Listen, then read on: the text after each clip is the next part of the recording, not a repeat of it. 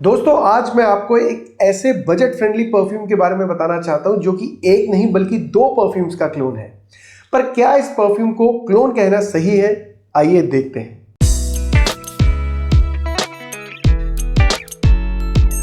Hi guys, welcome back. This is Anshul Bhatia and you are watching perfume beast. तो friends, मैं जिस perfume के बारे में आज आपको बताने वाला हूं उसका नाम है फ्रेंच एसेंस का ब्लू परफ्यूम। अब गाइस, जो फ्रेंच एसेंस ब्रांड है, मुझे नहीं लगता कि इसको किसी भी और इंट्रोडक्शन की ज़रूरत है, बिकॉज इस ब्रांड के बहुत सारे प्रोडक्ट्स जैसे कि डियोज हैं, परफ्यूम्स हैं, मैं उनके बारे में अपने चैनल के ऊपर बहुत बार बात कर चुका हूं। तो अगर आपको इनके और बाकी प्रोडक्ट्स के बारे में भी कुछ जानना है तो आप मेरे चैनल पर जाकर मेरी पिछली वीडियोज़ को जाकर चेक कर सकते हैं।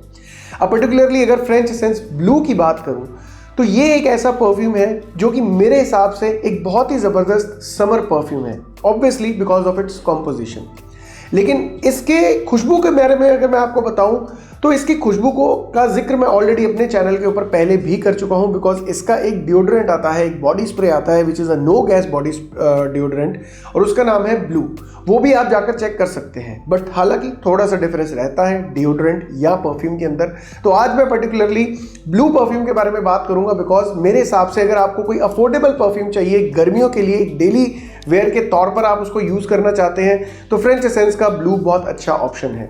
अगर इसके नोट्स की बात करूं तो ये बेसिकली एक एरोमेटिक फ्रेग्रेंस है। थोड़ा सा आपको इसके अंदर मस्क का हिंट मिलेगा और थोड़ा सा एम्बर का हिंट मिलेगा, लेकिन इस परफ्यूम की जो शुरुआत है वो बड़े अच्छे तरीके से एरोमेटिक नोट्स के साथ होती है। जब आप इसको स्प्रे करते हैं तो इनिशियली पहले स्प्रे के ऊपर ही आपको पता चल जाता है, या आप कहीं ना कहीं ये सोचते हैं कि यार इस फ्रेग्रेंस को, इस खुशबू को मैंने कहीं ना कहीं स्मेल किया हुआ है, बिकॉज ये एक बहुत ही महंगा परफ्यूम है, उसके जैसा स्मेल करता है, या ये कहूँ कि उसका क्लोन लगता है अपने इनिशियल इंप्रेशन में ही।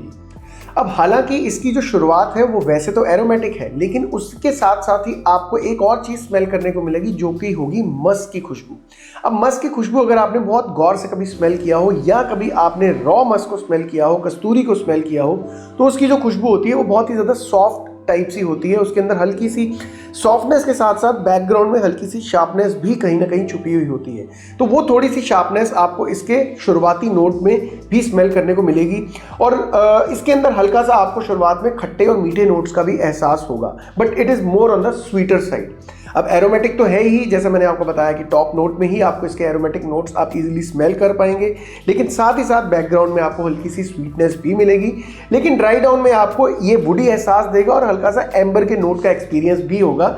और ड्राई डाउन के अंदर जैसा ये पहले स्मेल करता था, टॉप नोट में आपने जिस परफ्यूम को गेस किया होगा, आपको लगेगा कि ड्राई डाउन के अंदर ये टोटली की टोटली चेंज हो गई है। मतलब वो वाला जो फैक्टर है वो कंटिन्यू नहीं हो रहा है, कहीं ना कहीं जो खुशबू है वो बहुत ज़्यादा अलग दिशा के अंदर चले जाती है, और उस स्टेज पे जाकर आपको लगेगा कि यार ये तो किसी और परफ्यूम का क्लोन है। तो ये एक कंफ्यूजन आपके दिमाग में पैदा करेगा।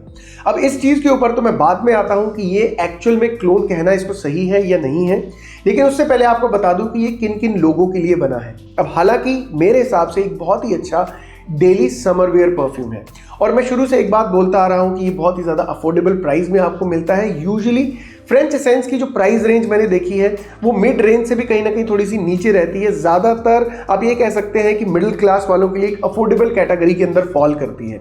अब ये परफ्यूम मेरे हिसाब से एक यूनिवर्सल एक्सेप्टेबिलिटी वाला परफ्यूम है, समर्स के लिए बहुत ही ज़्यादा अच्छा ऑप्शन है, और इसके अंदर भी एज ग्रुप कोई भी दायरा नहीं है। मतलब ये एक स्कूल गोइंग लड़का भी लगा सकता है, अगर कोई ऑफिस जाता है, करीबन 45-50 साल की एज है उसकी, वो भी बड़े अच्छे से लगा सकते हैं, और इसकी जो एक्सेप्टेबिलिटी है वो मास एक्सेप्टेबिलिटी वाली है। और कौन कौन से मौके पे लगाया जा सकता है, तो यहाँ मैं आपको बताना चाहता हूँ कि इसका जिक्र मैं ऑलरेडी कर चुका हूँ। आपको शुरुआत में ही मैंने बता दिया था कि मेरे हिसाब से ये एक बहुत ही अच्छा डेली वेयर है फॉर समर्स। तो अगर आप ऑफिस के अंदर इसको डेली लगाकर जाना चाहते हैं तो एक अच्छा ऑप्शन है। आप स्कूल जा रहे हैं, ट्यूशन पे जा रहे हैं, कॉलेज जा रहे हैं, ये फ्रेग्रेंस हर एक एनवायरनमेंट के साथ बड़े अच्छे से अडेप्टेबल है। अब अगला बात करें इसकी परफॉर्मेंस की, तो यहाँ मैं आपको बताना चाहता हूँ, बीइंग एरोमेटिक जब आप इसे लगाते हैं तो शुरुआत के आधे घंटे, 1 घंटे से लेकर सवा घंटे तक बड़ा अच्छा प्रोजेक्ट करता है। जब आप चल रहे होते हैं, जो इंसान आपके पीछे चल रहा होता है उसको ये खुशबू बहुत अच्छे से नोटिस होती है। अब हालांकि इस खुशबू के अंदर कुछ भी खास नहीं है, मैं ये नहीं कहूँगा बहुत ज़्यादा यूनिक खुशबू है, but yes it is a very common type of a fragrance, बहुत ज़्यादा जेनरिक टाइप सी है। बट अगर एक्सेप्टेबिलिटी की बात करूं, वो मैं आपको ऑलरेडी बता चुका हूं कि मास एक्सेप्टेबिलिटी है। ऐसा नहीं है कि आप इसे लगाकर जाएंगे तो किसी को ये अच्छी लगेगी, किसी को अच्छी नहीं लगेगी। मेरे हिसाब से सब लोग इसको बहुत ज़्यादा पसंद करेंगे। आप चाहे बाहर चल रहे हैं या आप एक ऑफिस के एनक्लोजर के अंदर बैठे हुए हैं, आसपास के आपके जितने भी लोग हैं वो इसको नोटिस करते हैं। और अगर इसकी लॉन्जेविटी की बात करूं तो बीइंग अ समर परफ्यूम, ये जो परफ्यूम है 4-5 घंटे के बाद एक स्किन सेंट बनकर रह जाता है। ऐसा नहीं है कि इसकी लास्टिंग आपको नहीं महसूस होगी, ये आपको अपने कपड़ों के ऊपर बड़े अच्छे तरीके से समझ आएगा, आपको महसूस होगा। अब अगर इसकी कीमत की बात करूं, वैसे तो इसकी जो MRP है वो 399 रुपए के आसपास है, बट अगर आप इसे Amazon, फ्लिपकार्ट या किसी भी ऐसे ई-कॉम प्लेटफॉर्म के ऊपर ढूंढेंगे तो ये हो सकता है आपको 250 का मिल जाए। मतलब 275 रुपए में आपको एक बहुत ही अच्छी खुशबू स्मेल करने को मिलती है। और मेरे हिसाब से अगर आप इसको as a daily wear use करना चाहते हैं तो ये बजट बहुत ज़्यादा ओके है। अब आखिर में आते हैं उस पॉइंट पे कि ये परफ्यूम आपको किन किन परफ्यूम्स की याद दिलाएगा, कौन से ऐसे महंगे परफ्यूम्स हैं जिनका ये क्लोन है, या इसको क्लोन कहना सही भी है या नहीं। तो जब आप इसे इनिशियली लगाते हैं, जो इसके पहले इंप्रेशंस हैं, वहाँ पे ये थोड़ा सा आपको डेविड ऑफ कूल वाटर जैसा लगेगा एरोमेटिक नोट्स के कारण, क्योंकि लेवेंडर का जो नोट है वो बहुत ज़्यादा आपको स्मेल करने को मिलता है। तो हो सकता है कि इनिशियली आपको ये लगे कि ये डेविड ऑफ कूल वाटर का क्लोन है, लेकिन ड्राई डाउन के अंदर ये जो फ्रेग्रेंस है, जैसा मैंने कहा कि ये टोटली अलग डायरेक्शन में चली जाती है, बिल्कुल दिशा बदल लेती है अपनी। तो वहाँ पे ये हो सकता है कि आपको अजमल के ब्लू जैसा लगे। तो यहाँ ये आपके ऊपर डिपेंड करता है कि आप इसे क्लोन बोलना चाहते हैं या नहीं, या आप ये कहना चाहते हैं कि ये एक नहीं बल्कि 2 परफ्यूम्स का क्लोन है या उनके जैसा स्मेल करता है। That is purely your choice. तो दोस्तों, मैं उम्मीद करता हूँ मेरा आज का वीडियो, जो कि फ्रेंच एसेंस ब्लू के रिव्यू के ऊपर बेस्ड था, जो कि आप कह सकते हैं कि या तो डेविड ऑफ कूल वाटर का क्लोन है या अजमल ब्लू का क्लोन है, आपको पसंद आया होगा। आप ये वीडियो के बारे में क्या सोचते हैं प्लीज़ कमेंट करके बताइए। अभी तक अगर चैनल सब्सक्राइब नहीं किया है तो प्लीज़ सब्सक्राइब कीजिए। इस वीडियो को जितना हो सके लाइक कीजिए, इस पर कमेंट कीजिए और अपने यारों दोस्तों तक शेयर कीजिए। और अगले वीडियो तक महकते रहिए, मुस्कुराते रहिए। Until next time, enjoy life, take care.